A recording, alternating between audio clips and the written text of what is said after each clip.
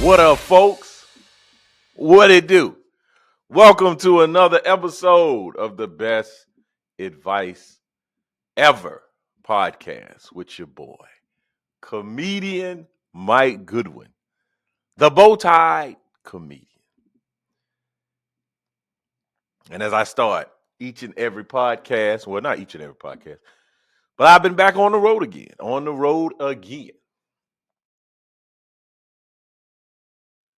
I've been going to and fro. Pretty busy last couple of weeks. Matter of fact, I'm actually done with my touring schedule for the year of 2023. We should get some round of applause. I need to go back, do a recap, a personal recap. And it's interesting to even get to the place where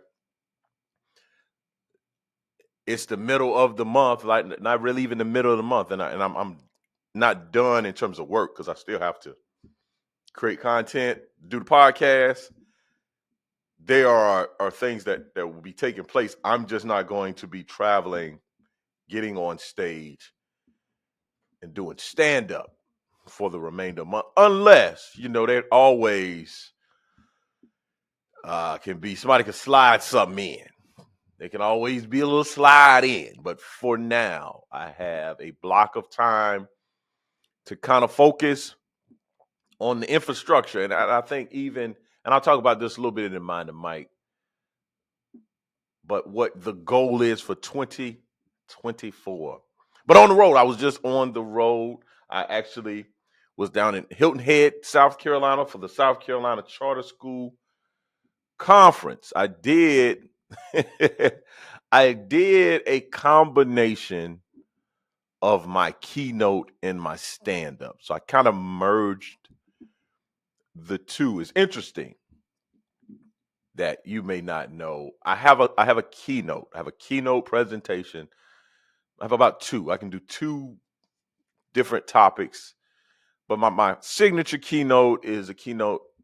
It's called Leadership and Laughter. I talk about three leadership principles or insights that have helped me move my comedic career from mediocre to extraordinary, or from mediocre to memorable, right? And it's funny, but it's not a stand-up comedy set. It's a keynote. I got slides, I have points, people are writing and taking notes. It's a full-fledged keynote. And when you hire me to do the keynote, this is typically what I would do. I'll come, and it's 45 minutes to an hour. So depending on how much time I have, you can stretch it or you can abbreviate it, right? Then I have my stand-up, my set. You hire me to do a set. There's no slides. There's no points. There's no taking notes. It's just funny, cracking jokes, doing content.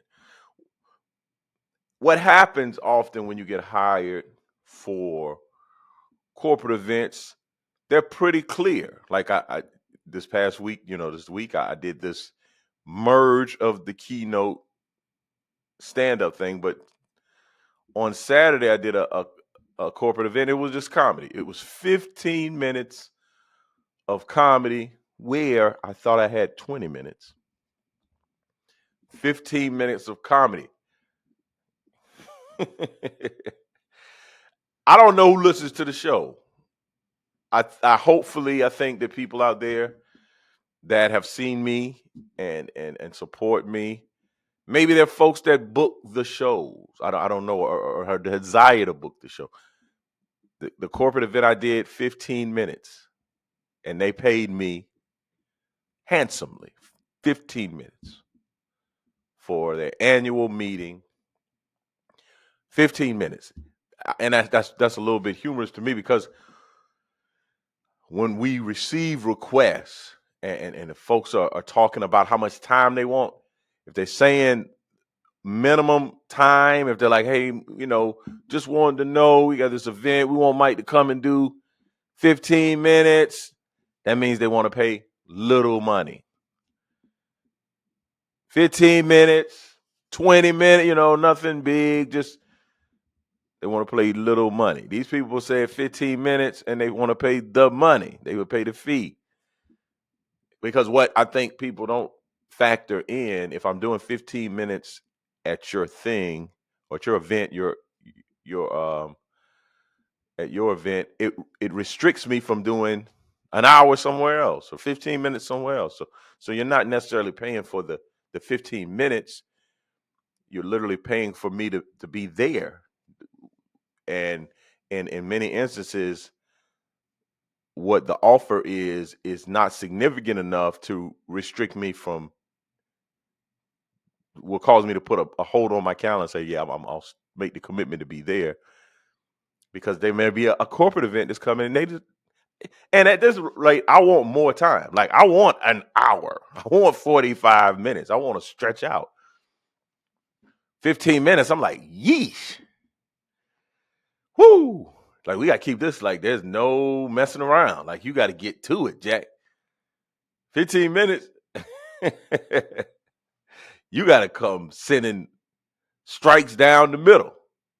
When you got 45 minutes, man, you can stretch. Shake out your arms a little bit. Let me get comfortable. How y'all doing today, man? It's cold weather. You could take your time. You can slow roll. Not 15 minutes, buddy. 15 minutes, you got to make the most of your time. 15 minutes like a buffet. You got to get all you can eat. You got to pack it on that plate. Well, Thursday was where I created this, not created, but and you get information from your client. They saying, hey, and this was interesting. They told us, they said maximum comedy, minimum, a little bit of, they didn't say minimum learning, but because these people have been in sessions. This is a conference. They started the conference is 8:30, 9 o'clock. I didn't do my presentation till 4. So they had been doing it all day long, getting information, networking, sitting in sessions and keynotes and all that. They wanted to laugh, right? So I did my keynote. But it was abbreviated. I bare boned it. I didn't go all the way, all the stories. I didn't do all the pieces. Shout out to my guy Andy Hernandez. I'm part of a business, a storyteller's mastermind where these are the kind of things he talks about. He talks about making adjustments. You want to come in and do this particular thing, but hey, this is what the client wants. So I went heavy on the comedy with some keynote principles, which I don't typically do that often, especially for 45 minutes. I could do that in 20 because I could do a lot of jokes up front, hit the points, topics, then get out of there with some jokes. But it went really well. Charter schools from all around the state of South Carolina, but then there were some people from North Carolina there. There were some people from Georgia, I believe, that were there. So it mushrooms. So I do a good job there. Those folks go back to their organizations and say, hey, man, we just saw this incredible comedian. He did this keynote. We should have him at our thing. So there was a lot of handing out of cards, a lot of handshaking, a lot of email exchange. And I'm the guy, and I see this. I was telling my aunt this the other day. People marvel at how personable I am at their event. When you hire me, especially like an event like that, where I ended up staying the night because I had a 4:00 presentation. My keynote was 4. It's a 3-hour drive almost to get back home. I could have went home that night. It's a great room. So, man, let me enjoy this room. Let me breathe a little bit. Let me go out to dinner, meet some people. And that's what I ended up doing. I ended up going out to dinner with some of the folks that were a part of the conference. Came back to the hotel. All the folks were hanging out down in the lobby. If I'm at a conference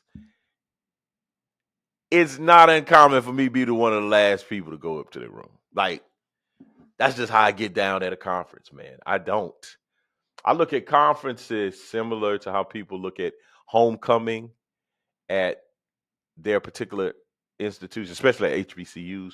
Homecoming week, there's no sleep.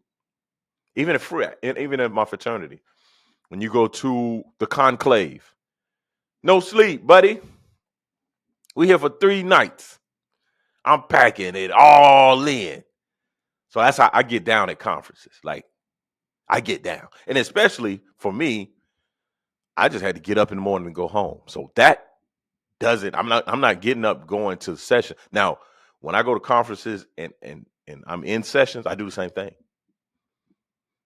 I burn it on both ends. I'm up to the wee hours. Like, some people don't do that. Some people, they do the conference, they go to meet with their friends in town or the city that they're in, have dinner in their room, process the night. Nah.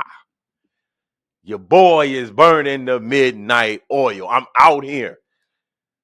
I am out here. not maybe, yeah, church conferences too. Like, I'm out here, man. I kicks it. Your boy kicks it. I don't know how much longer I'm going to be able to keep up this pace. Maybe till I'm 60. I think 60 will be a good number to take it on back to the room. But I holds it down. I'm talking about the after party. Your boy's there. So I hung out and shook hands and made connections, because what my business requires is for people to come out to the Big Dad Energy Tour. That's what I need y'all to buy a ticket to come out. So all these people, and separate from the tickets, I truly enjoy my life and I enjoy every aspect of it. Travel, and there's very minimum in my life that I'm like, I wish I didn't have to do this. Like, there's been some very big components of my life at times where I'm like, man, I wish I didn't have to do this. There's very minimum of that. Like, and even the stuff that is not a real issue. Like, I wish I didn't have to full up the gas to return the rental car. I just don't want to prepay gas. There's an element of me that I'm very economical, or some people would say cheap. I'm not cheap. I just respect money. I have high regard for money because I remember a day when I didn't have it, right? So yeah, maybe I wish I could bypass the rental car. I wish I had a person traveling with me, a road manager, someone who I just jumped in the car. That's my gripe at this point. So yeah, did that on that Thursday. Ended up going home, hanging out. We went to the Diamond Ball, which is my fraternity cap outside. We had Columbia alumni, which I'm a member. We had our our Christmas party, basically.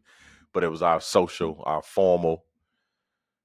Did that, rolled up out of there because I had an early morning flight to Louisville, Kentucky, where I did another corporate event for Gordon Food Services. I did their annual awards gala where they give out Employee of the Year and efficiency awards and all the things. I mean, this was a big deal because I went up. I guess this thing kicked off at about 5 and it goes to about 9:30. And I was the beginning. So I did the comedy right up at the gate to get everything percolating and popping. And then I was back to the green room eating my dinner, and then I was in the room, buddy. I was in that room. What was I watching? I was watching some game that was on that night. This was Saturday night. That had to been the in-season tournament, which I enjoy. There's a lot of people out here complaining about the in-season tournament. Anything that provides more basketball, I'm all for it. Because what else was on TV that night? The Heisman. And that just really felt like a long infomercial. I'm glad the in-season tournament was on. The Heisman, and then that's also after watching a pretty brutal Army Navy game that the score was 9-17. Yeah, more basketball, please. So yeah, I was on that road. Man. And shout out to the South Carolina Charter School Conference and to Gordon Food Service. I had a wonderful time. Thank y'all for the hospitality.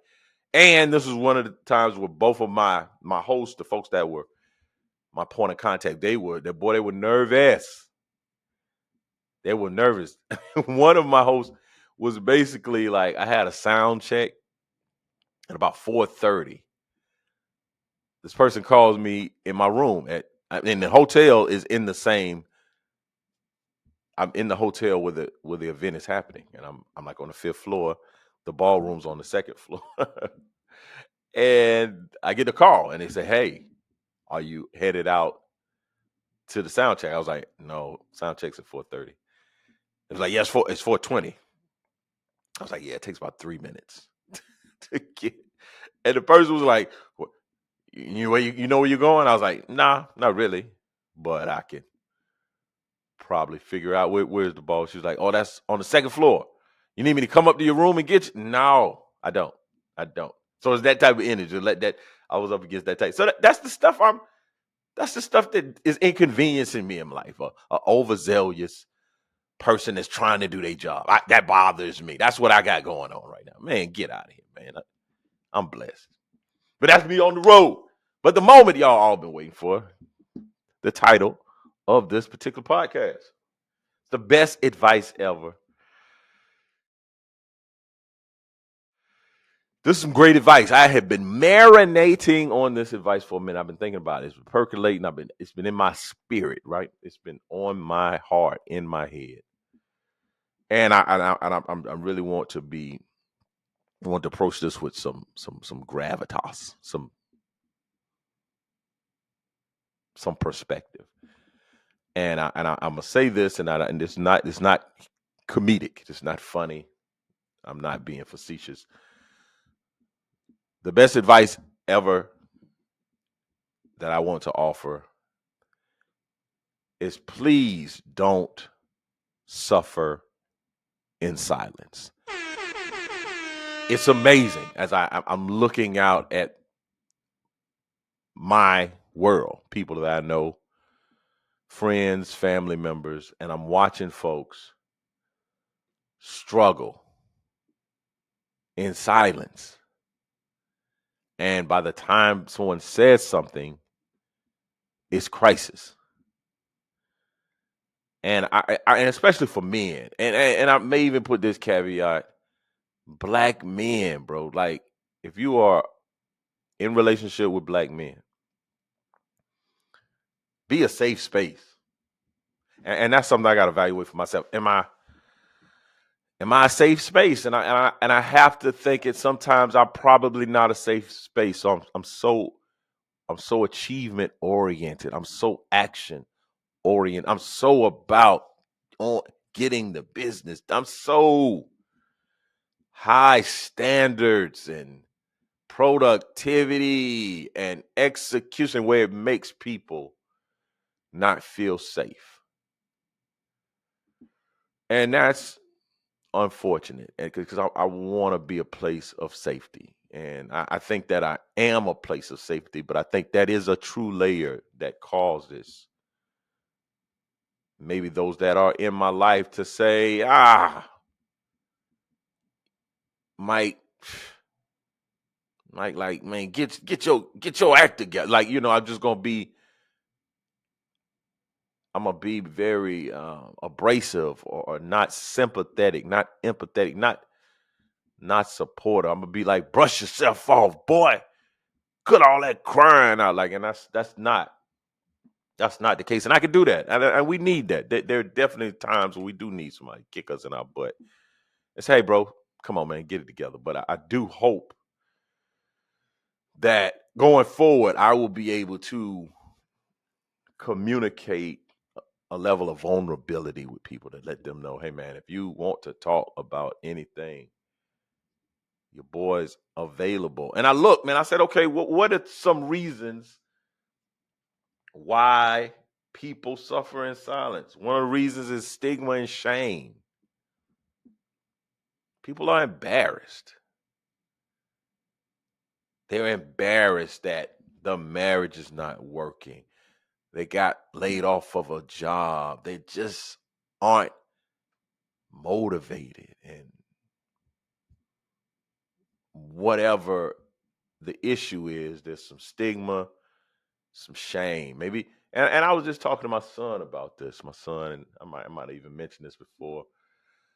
Son plays basketball and he was playing super tentative. I went to one of his practices, playing super tentative. And I talked to him. I said, hey, man, I'm looking at you play and you just don't seem to be playing with any freedom and you don't seem to be having fun. I said, well, what are you thinking about when you're out there on the court? And my son said something very heartbreaking. He said, trying not to make mistakes. Like, yo, that's not how you play basketball, my guy. Like, you gotta make the mistakes, man. It's like that shouldn't even be my thought. I mean, I hadn't balled in a minute, but my thought is like, how I'm gonna get to this basket, or just I was in the moment, like I wasn't thinking about much of anything. I was just feeling out how it felt. Okay, I see my man cutting to the basket. Let me get this ball. Like I was very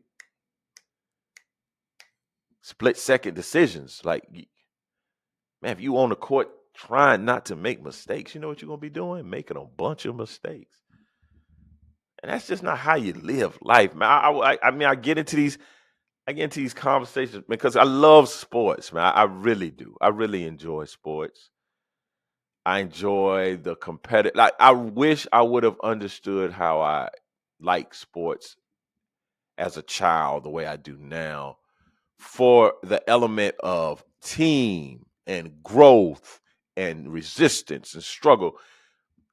I like being a part of the team, but I like playing sports to shine. I wanted to hit the game winning shot, make the pass, hit the free throws. It's me, me, me, me, me, me, me. Now I see sports as a organism, and I see it as a journey, right?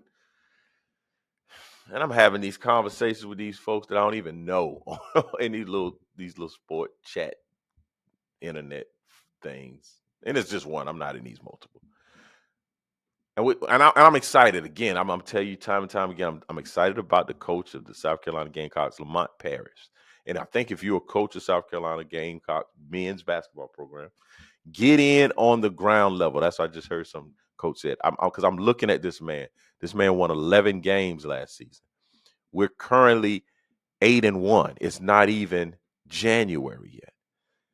So realistically, they could total the wins before we even get into conference play this year. Like, you can get the 11 wins before we even start in the SEC. And I'm looking at the players that he's bringing in. I'm looking at how he enjoys his job. I'm looking at the body language.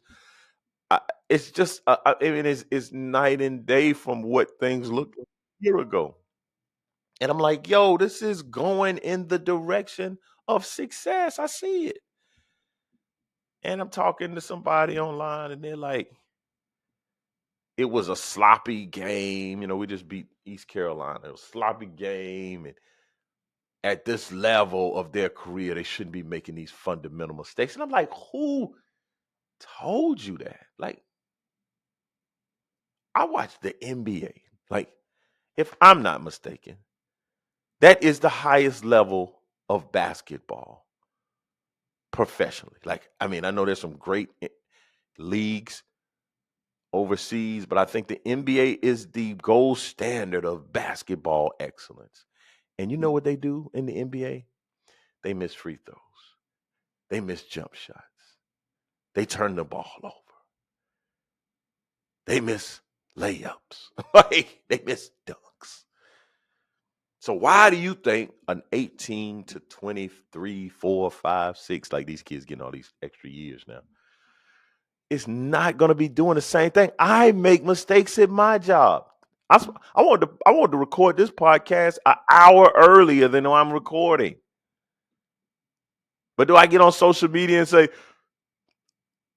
it's unacceptable for me to show up an hour later than what I had desired to do at the park? No. And I said to this person, it's amazing to me how sports fans have higher standards for athletes than they have for themselves. And I know I'm fighting a losing battle. But I'm going to say this about sports, and I'm going to get on to the rest of my best advice ever. I don't watch sports to escape my life. So that's why I'm so frustrated with people that do. I think there's a combination of people. I think there's people that watch sports as an escape. I'm not that person. Like, I enjoy the game. I enjoy the competition. I enjoy being a fan and having the emotions, but I'm not trying to escape my life. I'm not into sports betting, so that's not a component for me. I just really like to support. I mean, I'm a South Carolina Gamecock basketball fan since middle school. For real. I can name guys: Joe Rett, Barry Manning, JoJo English. I mean, I watch these guys for years. Big fan. Now, I kind of was a North Carolina North Carolina Tar Heel fan parallel. So there were many years that I was supporting the Tar Heels, but I've long, and I'm the kid that cut newspaper clippings and had them in a notebook. I would cut Gamecock clippings and put it in a folder. So don't like miss me with the what have you done for me lately? Like I'm not Johnny come lately. Like I've watched this thing, and I'm gonna support who the current coach is in the current climate of what's happening, and it's worth supporting. Like, and I see it. So all that to be said, it's crazy that we have these unrealistic expectations that we hold, and people can't make mistakes and they can't do things incorrectly. And I just think that that's unfortunate.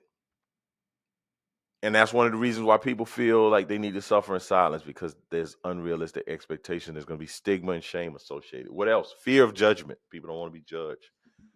Lack of support systems. There's cultural or familiar or familiar. they're cultural or familiar expectations. There's cultural expectations that, hey, our family is this particular way. You shouldn't be doing these particular things, right? So I got to suffer in silence. And then the fear of consequences.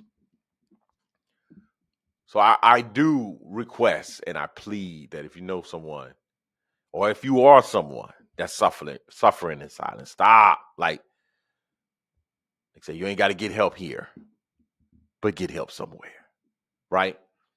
It's important. You got a long life to live. And you just need some perspective. And the multitude of counselors is safety, man. And people out here living dangerously without having sound counsel. And people that you not like, you can't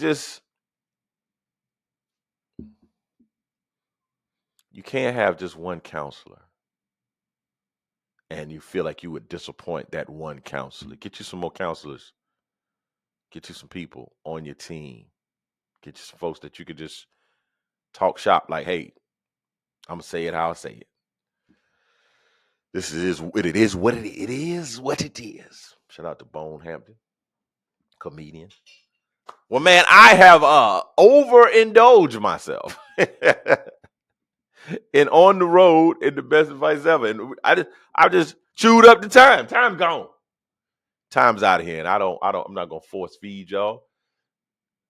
Rest of these segments, mind the mic. What you're not gonna do. I even have a new segment where I talk about next week. The What You Reading segment. I'm going to talk about this book that I just read, The Art of Learning. But, man, thank y'all so much. I apologize. I didn't get to all the things. But I hope I said something, man, that gave you some perspective, caused you to think a little bit.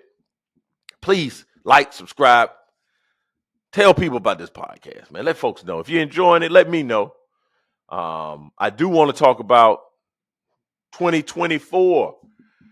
My friend Lamyron Jenkins told me this concept a few years ago. I think that he got it from a team that he supports, a coach that I'm ambivalent about. But basically, they choose one word for the year. What's your word for 2024? I want you to think about that. And I'll share my word on the next podcast. My word for this year was resurgence. I feel like that's happened. I feel like I did go back to the basics and try to implement what has gotten me to where I am. I think sometimes you can get to a place and kind of forget the basics, the fundamentals. So this year, 2023, the word was resurgence for me, and I feel like I've resurged. I feel like I've knocked some of this quarantine, COVID, some of the challenges that were pretty heavy on. But I did get hit with I got hit with a doozy this year. 2023 did hit me with a daddy doozy. Speaking of daddy, Big Dad Energy Tour, man. Tampa, Florida. I'm coming to you. The Tampa Improv, January the 6th. That's a 4:00 show. Let people know if you're down in the South. That's not the South of Florida, but it's south to South Carolina. But if you're in Florida, if you're in Tampa, Florida, Clearwater, St. Pete, I don't know all the other areas. Even Orlando, y'all can jump in a car and come on over. Tampa, I will be at the Tampa Improv on January the 6th. That's my first event in the new year. I believe so, as of this current moment.